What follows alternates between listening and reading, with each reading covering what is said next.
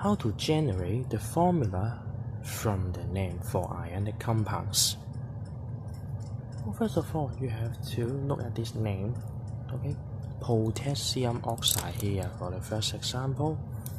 And then the first one, potassium, means the cation in this compound, which is K plus.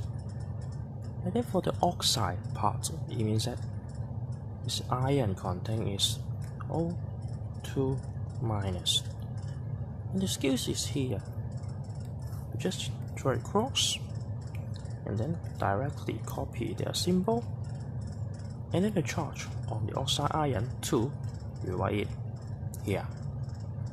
And then the charge of K plus, that is 1, we want to write it next to oxygen.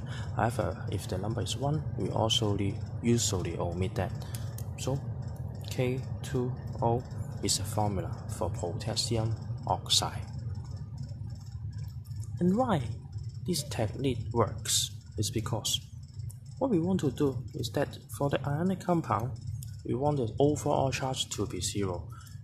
For oxide ion, it bears a 2 minus charge. It means that we need 2K plus in order to make the overall charge of that compound be 0. Oh, for the second example, just the same. First, identify the cation and anion. Sodium, it means that the cation is Na plus. How about sulfate ion?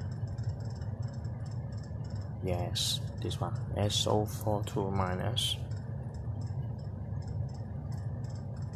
First method, draw a cross and then directly copy their symbol. For Na, I think no problem for you.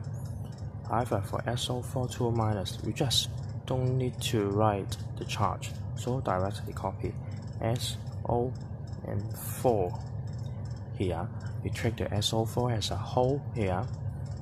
And then again we write the charge 2 of sulfate ion next to sodium, and then the charge of Na plus, that is 1, next to SO4.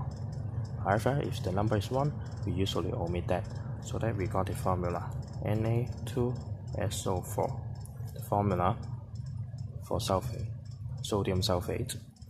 And again, if you want to understand the idea, for the compound formed between sodium ion and sulfate ion, we want the overall charge be 0, so that one sulfate ion with 2 minus charge, we need 2 sodium ions in order to make the compound with an overall charge 0.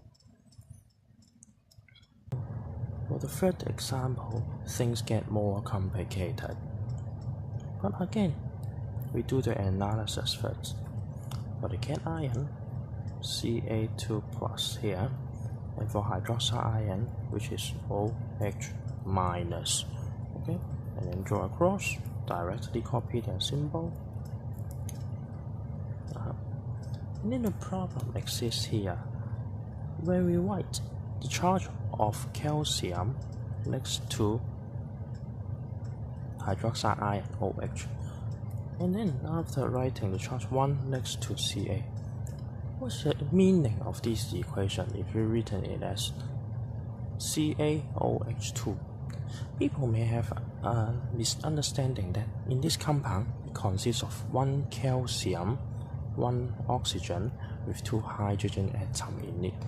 But it is not the idea. It is because for this compound Ca2 plus, if we want the overall charge of the compound become 0, we must mod 2OH minus to balance the charge.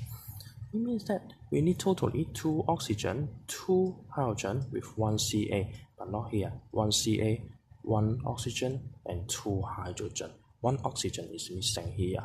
So that in order to deal with the ambiguity, we add a blanket here to make the meaning that of these 2, well, it means that it has 2 hydroxide ion in this compound, but not only 2 hydrogen.